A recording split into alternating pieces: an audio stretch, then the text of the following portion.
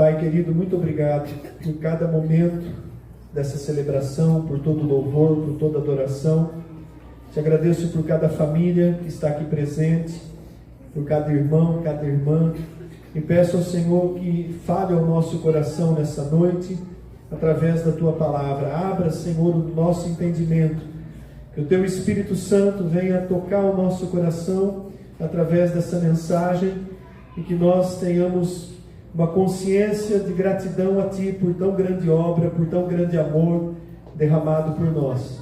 Assim eu oro, Pai, e Te agradeço, em nome do Teu Filho Jesus Cristo. Amém e glória a Deus. Amém, igreja? Glória a Deus.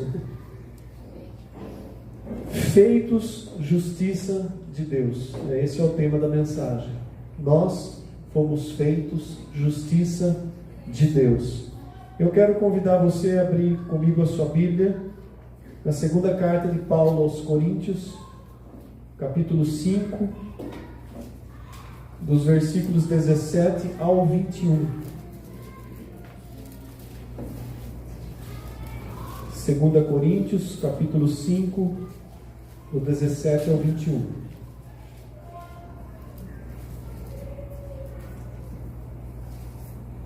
Diz assim a palavra do nosso Deus: E assim, se alguém está em Cristo, é nova criatura. As coisas antigas já passaram, e eis que se fizeram novas.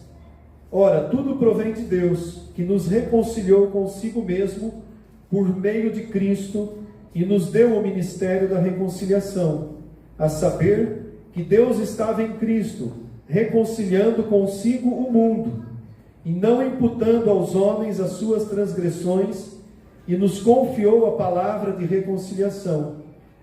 De sorte que somos embaixadores em nome de Cristo, como se Deus exortasse por nosso intermédio. Em nome de Cristo, pois, rogamos que vos reconcilieis com Deus. Aquele que não conheceu pecado, Ele o fez pecado por nós, para que nele fôssemos feitos justiça de Deus. Amém? Hoje nós celebramos a Páscoa do Senhor, a ressurreição do Senhor. Famílias se reuniram, um almoço em comunhão, algumas com churrasco, chocolate, tudo isso é muito bom. Essa comunhão faz parte da festividade, da celebração. Mas a Páscoa, amados, ela era celebrada de uma forma bem diferente na antiga aliança. Se você pegar lá Êxodo capítulo 12 e ler ali como foi instituída a Páscoa, ela foi uma festa instituída aos judeus, que deveria ser comemorada todos os anos, como um memorial, uma lembrança do quê? A palavra Páscoa, ela vem do hebraico Pesach, deve ser essa a pronúncia, mas significa passagem ou passar por cima. E há todo um significado envolvendo, porque naquele momento os hebreus estavam saindo do Egito, da escravidão, depois de 430 anos de escravidão do Egito. Eles são levados para fora, são retirados daquele ambiente de escravidão, e naquela noite, que seria a última noite em que eles ficariam no Egito, eles foram chamados, convocados a sacrificar um cordeiro perfeito, que fosse o suficiente para ser consumido totalmente naquela noite.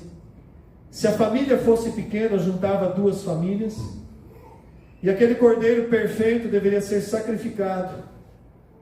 O seu sangue deveria ser passado em toda a volta da porta, nos umbrais, no batente, um sangue no madeiro. E tudo aquilo nós sabemos que apontava justamente para o sacrifício, para a morte de Jesus Cristo e para a ressurreição que nós celebramos na Páscoa hoje. Então, o que os hebreus fizeram? Celebrando a libertação da escravidão do Egito. Todas as famílias que obedeceram e colocaram o sangue no umbral das suas portas, o anjo do Senhor, o anjo da morte que havia sido enviado para exercer juízo sobre as famílias do Egito, inclusive a família de Faraó, aonde ele via o sangue, ele passava por sobre e não tocava naquela família. E assim os hebreus foram poupados, e não morreu nenhum primogênito dos hebreus e nem dos seus animais, ao passo que em todo o Egito não havia uma única casa que não estivesse de luto. Então Deus manda que essa festa, essa data fosse celebrada anualmente para que Israel se lembrasse como memorial, e ela sempre foi celebrada e é celebrada até hoje pelos judeus que ainda não reconheceram o Senhor Jesus Cristo como Messias. Quem segue o judaísmo ainda celebra a Páscoa nesses moldes antigos, embora não mais com o sacrifício de animais, né? Nem existe mais templo para que eles celebrem dessa forma. Mas nós celebramos, né, de uma forma, de um paralelo espiritual muito parecido. Porque o Cordeiro Pascal para nós foi o próprio Senhor Jesus Cristo. Ele é o Cordeiro Pascal. E Ele é quem entregou o seu corpo completamente, foi consumido naquela cruz, no madeiro, o seu sangue derramado, né? Então Ele cumpriu tudo aquilo que apontava para Ele lá na antiga aliança, quando a primeira Páscoa foi celebrada, a libertação. Enquanto o povo hebreu foi liberto da escravidão do Egito, o que acontece conosco? Quando nós recebemos o Senhor Jesus como Senhor e Salvador, cremos que Ele é o Filho de Deus, nós somos libertos. Libertos do quê? Da morte espiritual. Na nossa conversão acontece algo tremendo a nível espiritual. O Espírito Santo testifica e confirma a nossa conversão, e daquele momento em diante, o nosso passado, os nossos pecados foram perdoados, porque o sangue de um Cordeiro perfeito foi oferecido ao Pai, e nós hoje cremos nesse sacrifício que foi oferecido ao Deus Pai, o sangue do Senhor Jesus Cristo. Então nós celebramos a Páscoa, para nós também, ela é uma passagem, ela é um Pessach, da morte espiritual para a vida espiritual. E isso aconteceu e deve ter acontecido no ato da nossa conversão. E eu creio que todos aqui passaram por essa experiência de terem rendido a sua vida a Jesus Cristo, reconhecido Ele como Filho de Deus, se submetido em obediência a Ele como Senhor. Então, amados, esse é o sentido da Páscoa que nós celebramos, né? Uma nova vida em Cristo. E nesse texto, que é o texto base que a gente acabou de ler, o apóstolo Paulo faz essas referências, embora talvez a gente nunca tenha percebido, né, todos os detalhes. Mas ele diz aí, eu peguei do versículo 17 para frente, né? Ele diz aí: e assim, se alguém está em Cristo, é nova criatura. Se alguém está em Cristo, as coisas passadas ficaram para trás, tudo se fez novo. Assim como a escravidão ficou para trás para o povo hebreu, a nossa vida passada também ficou para trás. Todos os nossos pecados, todo o pecado no tempo da ignorância, antes da conversão, tudo aquilo que a gente vivia desligado de uma comunhão com Deus, ficou para trás. Para quê? Para que a gente viva uma nova vida como nova criatura. Uma nova criatura em Cristo. Então a nossa conversão deve ter marcado um momento da nossa vida de separação do passado.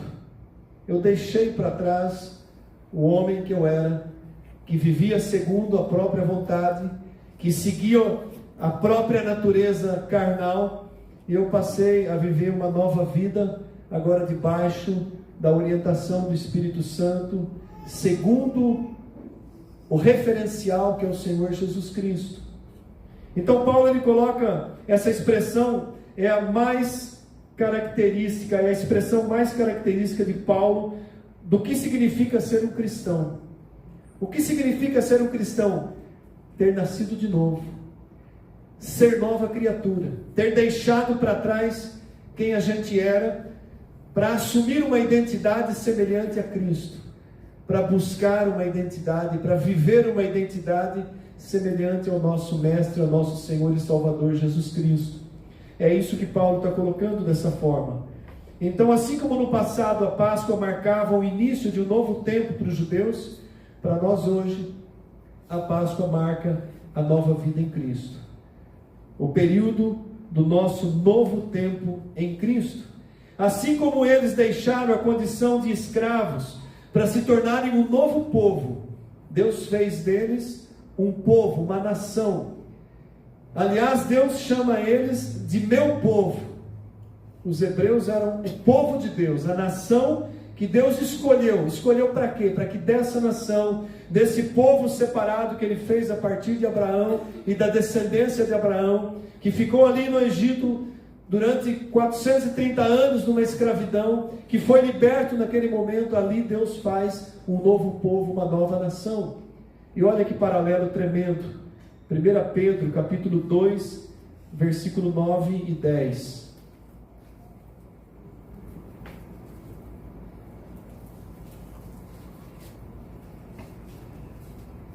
Vós, porém, igreja do Senhor Jesus Cristo, vós, porém, sois raça eleita, sacerdócio real, nação santa, povo de propriedade exclusiva de Deus, a fim de proclamardes as virtudes daquele que vos chamou das trevas para a sua maravilhosa luz. Vós sim que antes não erais povo, mas agora sois povo de Deus. Que não tinhais alcançado misericórdia, mas agora alcançaste misericórdia. Olha só que paralelo tremendo, né? O apóstolo Pedro, ele tem a mesma visão de Paulo. Nós não éramos povo, nós não pertencíamos a Deus, nós vivíamos na escravidão do mundo e nós somos libertos. Agora nós nos tornamos raça eleita. A igreja é o povo de Deus hoje nessa terra. A igreja é chamada de uma raça eleita, de um sacerdócio real. Sacerdócio, nós somos um reino de sacerdotes. No passado os hebreus tinham uma família sacerdotal que ministrava perante Deus, que tinha acesso ao tabernáculo. Não era todo o povo que podia, somente os sacerdotes tinham aquele acesso. Hoje nós somos essa grande família sacerdotal. Todos nós temos acesso à presença de Deus. Num simples momento em que você para o que você está fazendo e você começa a orar, você está na presença de Deus. Não há mais um intermediário. Por quê? Porque o sacerdote perfeito, o Senhor Jesus Cristo, nos colocou nessa condição de podermos estar na presença de Deus. Isso é maravilhoso, né? Quando a gente começa a acompanhar, a ter esse raciocínio, então nós somos um sacerdócio real, nos tornamos uma nação santa e um povo de propriedade exclusiva de Deus. Você acha que Deus não cuida daquilo que é dele? Se a igreja é propriedade exclusiva de Deus, ela vai ser cuidada em todo o tempo. Ainda que o mundo se transtorne, ainda que o mundo vire uma confusão geral, um caos, o povo de Deus é guardado. A igreja do Senhor é protegida por Ele. Ela é propriedade exclusiva dEle, para Ele usar segundo os seus propósitos. Tudo isso aconteceu conosco para quê? Primeiro, para que nós alcançássemos salvação. Não haveria salvação se não tivesse ocorrido essa obra feita pelo Senhor Jesus Cristo. E qual também é o propósito disso? A fim de proclamarmos as virtudes daquele que nos chamou das trevas para a sua maravilhosa luz. Então, assim como nós fomos salvos, foi-nos dada também uma missão de proclamar essa salvação, de levar adiante essa palavra de salvação, de proclamar a obra de Jesus Cristo, a obra salvadora de Jesus Cristo. E para isso não precisa ter seminário, não precisa nenhum estudo especial. Ah, não, porque eu preciso fazer um seminário para poder... Não. É importante sim, se você puder fazer um seminário, quanto mais você estudar a palavra de Deus, melhor. Mas todo aquele que acabou de nascer de novo, já está apto para pregar o Evangelho. Ah, mas eu não sei pregar, ainda não leio. Mas você pode dar o testemunho do que Jesus fez com a sua vida, no momento em que você se rendeu a Ele.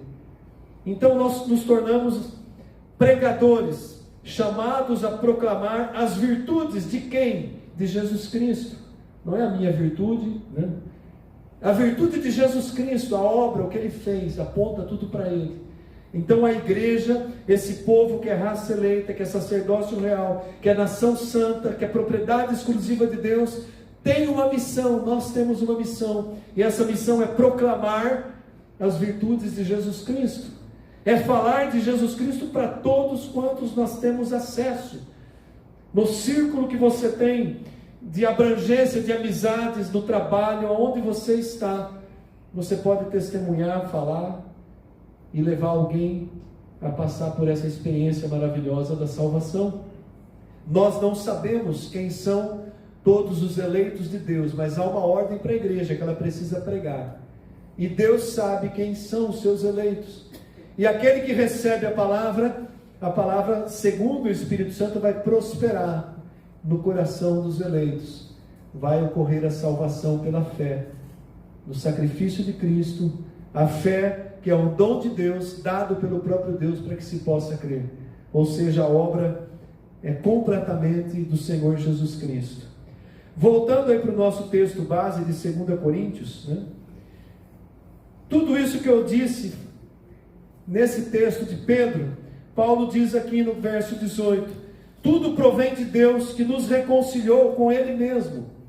Nós não seríamos capazes de promover uma reconciliação com Deus. Precisou que Deus nos reconciliasse com Ele próprio, através de Jesus Cristo, por meio de Jesus Cristo. E Deus, por meio de Jesus Cristo, também nos deu o ministério da reconciliação. Ou seja, todos nós temos um ministério para exercer, que é justamente esse ministério de levar a palavra. Nós somos então instrumentos de Deus para que outros sejam reconciliados com Deus. Ele diz isso no versículo 19: a saber que Deus estava em Cristo reconciliando consigo o mundo. Deus estava em Cristo, homem, o Senhor Jesus Cristo, 100% Deus, 100% homem. Deus estava em Cristo reconciliando consigo mesmo o mundo, e não imputando aos homens, não colocando sobre os homens a culpa dos nossos pecados, das nossas transgressões. Porque se Deus não fizesse isso, não sobrava um ser humano. Se a culpa de cada ser humano não tivesse sido colocada sobre Jesus Cristo, e isso é eficiente somente para aqueles que creram e que creem em Jesus Cristo, aí então recebe o perdão dos pecados. É dessa forma que nós somos reconciliados, e isso através de Cristo. E também nos confiou a palavra da reconciliação, em quem ele diz agora: em nome de Cristo, pois rogamos que vos reconcilieis com Deus. Uma vez que nós somos reconciliados com Deus, nós somos então chamados a exercer o ministério da reconciliação. Eu exerço o ministério da reconciliação testemunhando de Cristo, ou dando testemunho através da minha vida, ou sendo aquela pessoa de paz no ambiente de trabalho, que todos sabem que há algo diferente nessa pessoa, porque flui nela a presença de Deus. Nós demonstramos de várias maneiras, né? Não necessariamente pregando, mas com as nossas atitudes, com o nosso comportamento, é visível que Cristo habita em nós. E assim deve ser, em nome de Jesus. Então, amados, todos nós temos pelo menos um ministério para exercer, que é o ministério da reconciliação. É a gente aproveitar todas as oportunidades para falar do amor de Deus para aqueles que ainda não se reconciliaram, ou até para aqueles que se afastaram, que se desviaram. Nós somos instrumentos para trazê-los de volta, para buscá-los, para visitá-los, para levar uma palavra, para orar com eles, para convencê-los a voltar para Cristo. Então tudo isso é um chamado, é uma função que nos foi dada, e isso é um motivo de honra, de privilégio, ser usado, ser um instrumento de Deus para a reconciliação. E logicamente Deus recompensa segundo a graça, o saber e o favor dele. Nos céus haverão recompensas eternas. A Bíblia fala de galardões.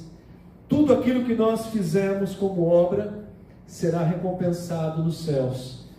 Eu não sei exatamente como vai ser, mas que vai haver recompensas, vai.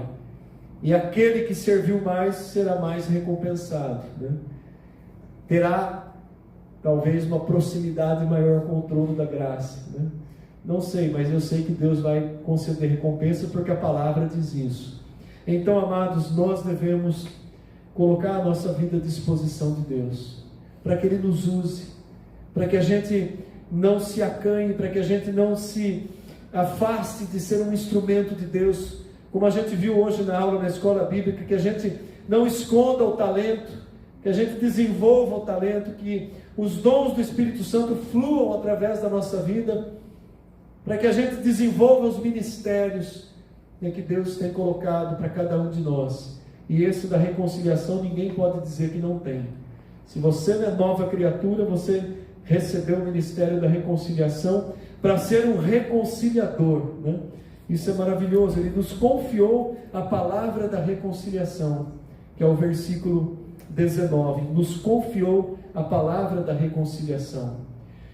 O apóstolo Paulo vai mais além, para colocar de uma maneira mais clara ainda. Ele diz que agora nós nos tornamos embaixadores de Cristo, que é o versículo 20, de sorte que somos embaixadores em nome de Cristo, como se Deus exortasse agora através do nosso ministério, por intermédio de nós. Olha que coisa importante, né? Como nós somos importantes diante de Deus. Nós somos embaixadores. E embaixador é aquele que está numa outra nação representando. Por exemplo, nós sabemos que o Brasil tem embaixadas em vários países do mundo, assim como vários países têm as suas embaixadas aqui no Brasil. E aquele local onde é a embaixada de um país, a autonomia é daquele país. Eu não posso, por exemplo, porque eu sou brasileiro, ir entrando de qualquer jeito na embaixada da Argentina no Brasil, ou dos Estados Unidos no Brasil. Aquele pedaço, aquele prédio, é como se fosse um território da Argentina ou dos Estados Unidos dentro do Brasil. E quando nós temos uma embaixada em outro país, é a mesma coisa. Nenhum país, é uma declaração de guerra, se um país destruir a embaixada que uma nação tem no seu local. Então, se o Brasil tem, por exemplo, uma embaixada na China, né? O governo chinês não pode invadir a embaixada brasileira, né? Então, veja só, é uma representação, e nós somos embaixadores de Cristo no mundo.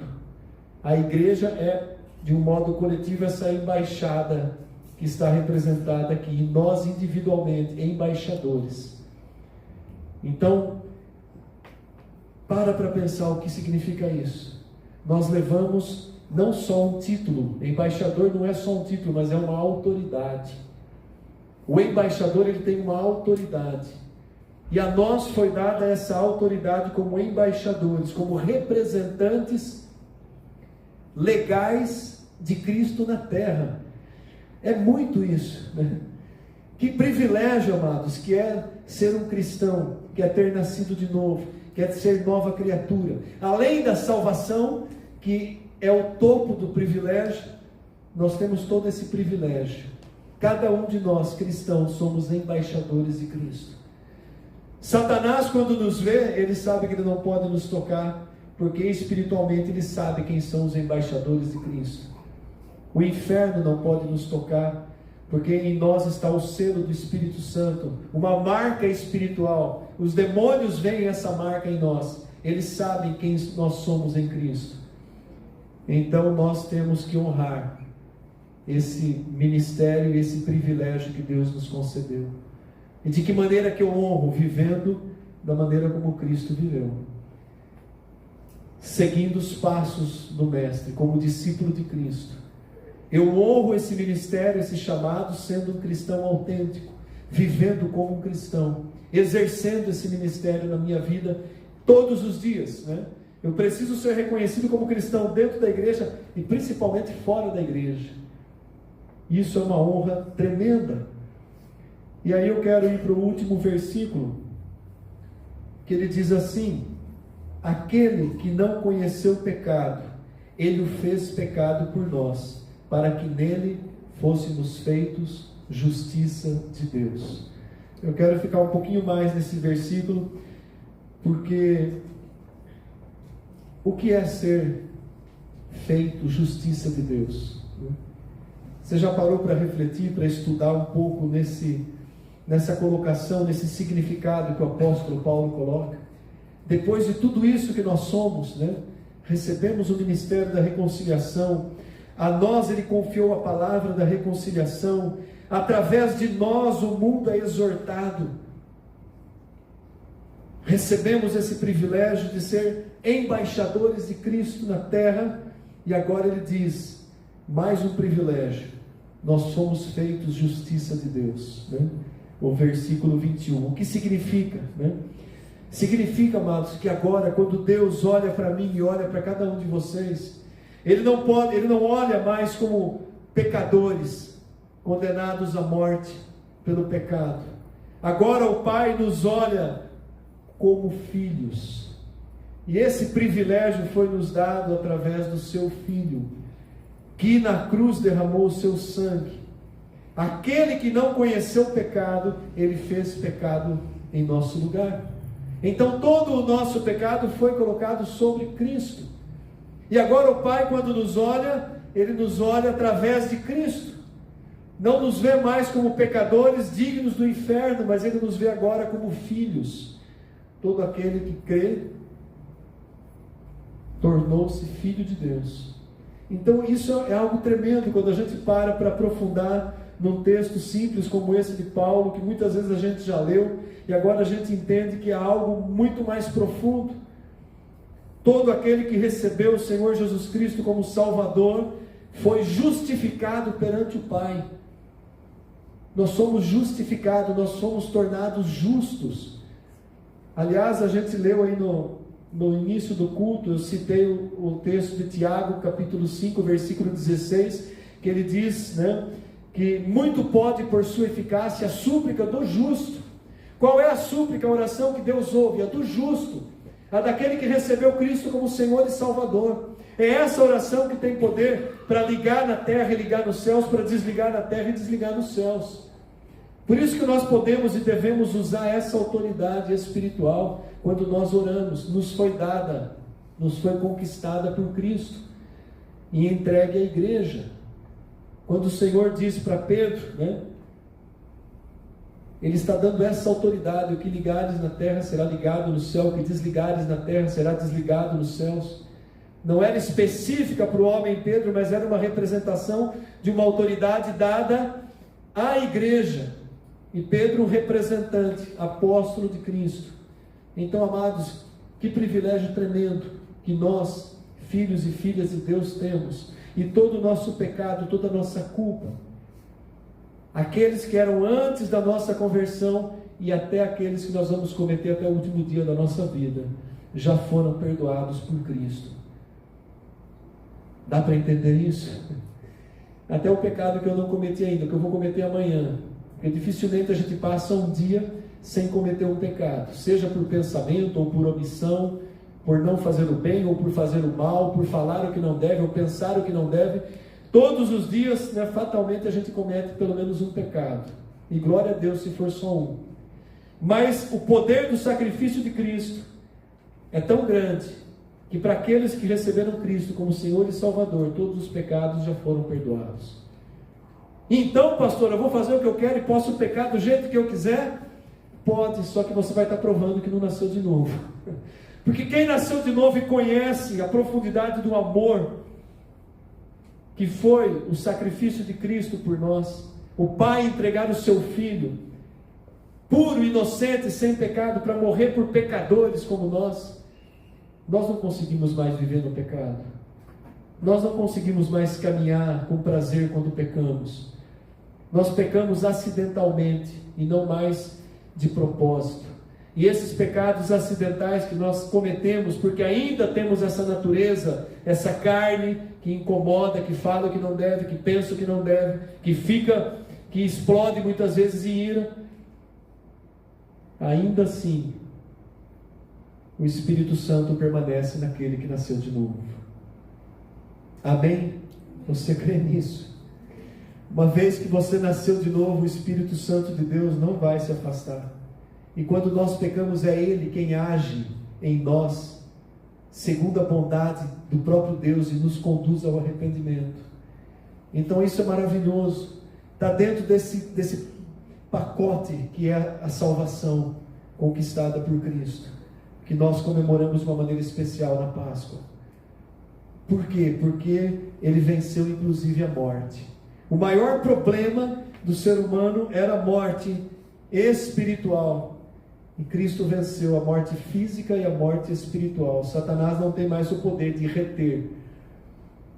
Aquele que morre hoje em Cristo, ele vai diretamente à presença de Deus. Então, amados, esse texto é um privilégio tremendo para a nossa vida. Nós fomos justificados e todo o pecado que havia em nós foi imputado a Cristo. Aliás, Isaías profetizou isso lá no capítulo 53, versículos 5 e 6. Uma profecia de Isaías que foi aproximadamente 700 anos antes da vinda de Jesus Cristo. Ele diz assim: mas ele foi traspassado pelas nossas transgressões e moído pelas nossas iniquidades. O castigo que nos traz a paz estava sobre ele, e pelas suas pisaduras fomos sarados. Todos nós andávamos desgarrados como ovelhas, cada um se desviava pelo caminho, mas o Senhor fez cair sobre ele a iniquidade de todos nós. Isaías profetizou muito antes da vinda de Jesus Cristo. Deus revela para ele, e eles criam no passado que viria esse Salvador.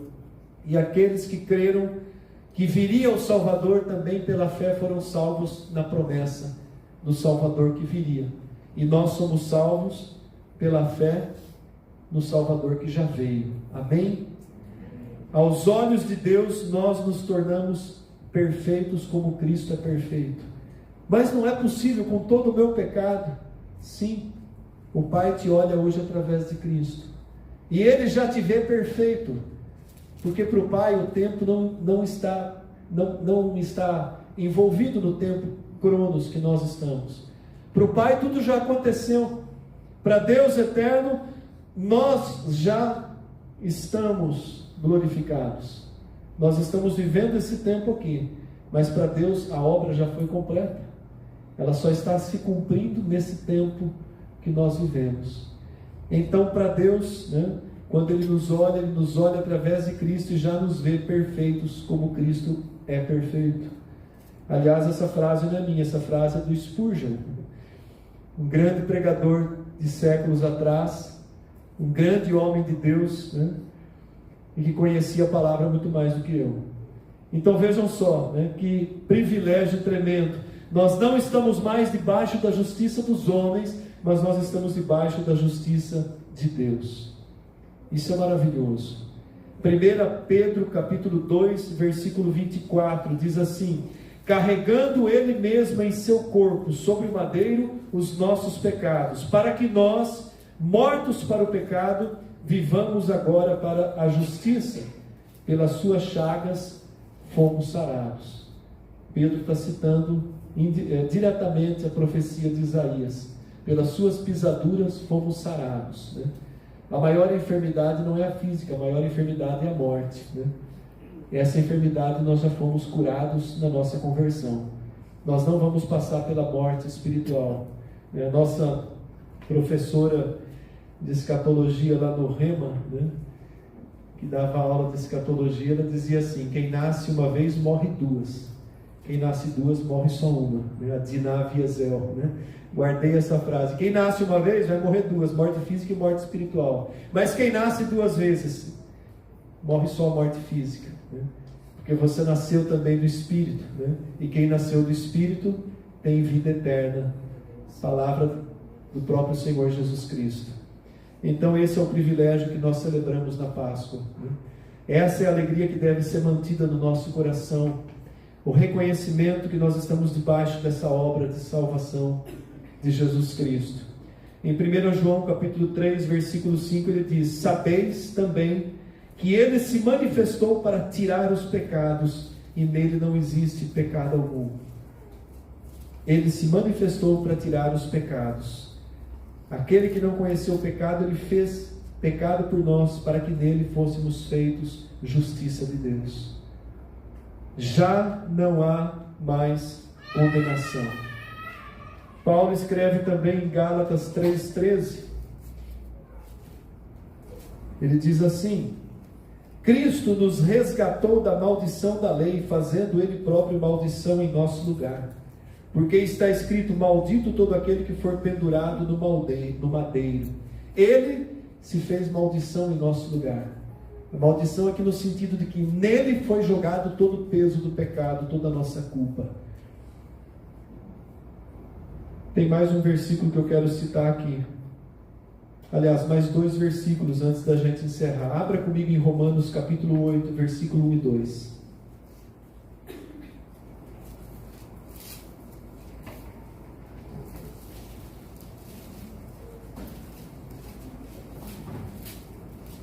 Esse é um texto maravilhoso, onde Paulo também exalta essa salvação que nos foi dada através de Cristo. E ele diz assim: agora pois, guarda essa palavra no seu coração, agora pois, já não há nenhuma condenação para os que estão em Cristo Jesus. Você pode dar glória a Deus? Glória a Deus, glória a Deus, irmãos. Já não há nenhuma condenação para os que estão em Cristo Jesus. Por quê? Porque a lei do Espírito da vida em Cristo Jesus nos livrou da lei do pecado e da morte. Isso é maravilhoso. Aquilo que o Senhor Jesus fez nos deu livramento do pecado e da morte, né? E por último, em 1 Coríntios capítulo 1, versículo 30 e 31, se você tem que se gloriar em algo, que você se glorie na obra de Jesus Cristo. E Paulo diz assim, 1 Coríntios capítulo 1, versículos 30 e 31. Mas vós sois dele em Cristo Jesus, o qual se nos tornou da parte de Deus sabedoria e justiça e santificação e redenção, para que, como está escrito, aquele que se gloria, glorie-se no Senhor. Se há em nós algum motivo de glória, a glória está no Senhor. A glória é do Senhor. Se há em nós algum motivo de um regozijo, né? Glória significa um regozijo profundo, imenso, que não dá para medir. Que seja o fato de nós estarmos em Cristo, de que em nós há salvação legítima. Então, amada igreja, né? Amado irmão, amada irmã, que essa palavra ela venha aguçar a nossa consciência de tão maravilhosa obra de amor, que isso esteja registrado na nossa mente. Quando vier aquelas acusações do maligno, aqueles maus pensamentos que muitas vezes nos atacam, porque embora no corpo nós estamos vivendo também no mundo espiritual, e há muitos ataques espirituais que vêm através da mente, da alma. Ah, você não é salvo, ah, você não é digno, ah, você não merece perdão, ah, você não tem mais jeito, você está perdido. Esses pensamentos malignos, né, nós que estamos em Cristo podemos repreender e dizer: não, eu estou debaixo do sangue da nova e eterna aliança. Eu não aceito nenhuma acusação contra a minha vida. Esse pensamento não faz parte de mim. Eu rejeito esse mau pensamento. É necessário, né? Quando às vezes vêm esses maus pensamentos, quando de repente a gente tem pensamentos que questionam essa obra salvadora de Cristo. Mas será que é assim mesmo? Será que com todo o meu pecado, com essa natureza humana, eu estou salvo mesmo? Se você creu no sacrifício de Cristo, meu irmão, minha irmã, você está salvo sim. E se porventura você cair em algum pecado, você tem livre acesso à presença do Pai, em arrependimento sincero, em rasgar o teu coração, em assumir diante de Deus o teu erro, em pedir, receber e crer no perdão. Crer. Tem pessoa que ora, que pede perdão, mas não crê que foi perdoado, e fica com aquele peso na consciência: será que eu fui perdoado mesmo? Olha para o sacrifício de Cristo, olha o que custou o nosso pecado. Por isso que a gente tem que evitar ao máximo. Nós evitamos porque não temos prazer. A gente olha para a cruz e vê o sangue que foi derramado. Então, que a gente valorize, que a gente tenha consciência da nossa justificação, que nós possamos viver em santificação e honra ao nosso Senhor Jesus Cristo. Nós fomos livres da escravidão em Cristo. Nós fomos feitos novas criaturas em Cristo. E fomos feitos justiça de Deus em Cristo. Amém? Eu quero convidar o nosso Ministério de Música para a gente cantar em gratidão a Deus por tão grande obra. Há alguns domingos atrás, o pastor Ricardo Santos de Limeira esteve pregando aqui na nossa igreja e ele focou tanto essa frase em Cristo que me levou a refletir. Quando eu estava preparando essa pregação, eu estava lembrando daquela mensagem. Quantas coisas que Cristo conquistou para nós. Quantas coisas, né, que nós podemos dizer: eu estou em Cristo, eu vivo em Cristo, Cristo vive em mim. Há uma comunhão íntima, né, e a gente deve desfrutar dessa comunhão todos os dias. Amém? Vamos nos colocar em pé. Feche os seus olhos, curve a sua cabeça e mais uma vez entregue a Deus uma oração de gratidão. Nós estávamos mortos em nossos delitos e pecados e não havia em nós condição alguma de fazer algo por nós mesmos. Mas o Senhor Deus olhou para nós com um olhar de misericórdia, da mesma forma que Ele olhou para Adão, quando Adão estava se escondendo do que havia pecado, cometido o primeiro pecado. O olhar do nosso Deus para nós continua o mesmo. Ele continua nos buscando, Ele continua nos atraindo pelo Teu Espírito Santo. Ele continua nos chamando à Sua presença e dizendo: filho meu, filha minha, eu te amo, desfruta do meu amor.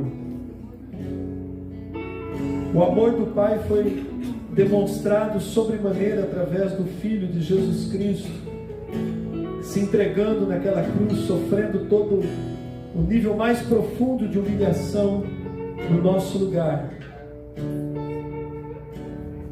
Isaías diz: Ele se alegrará vendo o fruto do seu penoso trabalho. Nós somos o fruto do penoso trabalho de Jesus Cristo. Nós somos a nação santa, povo de propriedade de Deus, sacerdócio real. Nós somos os embaixadores, os representantes dele nessa terra. Por isso, Pai, por tudo isso, pela salvação, nós entregamos a Ti a nossa gratidão, o nosso louvor, a nossa adoração. O nosso coração pertence a Ti. A nossa vida pertence a Ti. Nós fomos comprados pelo preço de um sangue precioso. Nós não pertencemos mais a nós mesmos. E eu tenho o prazer de dizer a Ti, Senhor: a minha vida Te pertence. Bendito, louvado, exaltado, glorificado ao Senhor Jesus Cristo, o Cordeiro Santo que nos trouxe a paz, o Rei exaltado, o Príncipe da paz, o resplendor da glória do Pai. Nós Te adoramos, Senhor Jesus, Te exaltamos e Te glorificamos por tão grande obra de amor. Recebe a nossa gratidão, a nossa adoração, o nosso louvor nessa noite. É tão pouco perto daquilo que o Senhor fez por nós, mas é o que nós podemos Te entregar. O nosso coração entregamos a Ti, em Teu santo nome. Amém. Glória a Deus.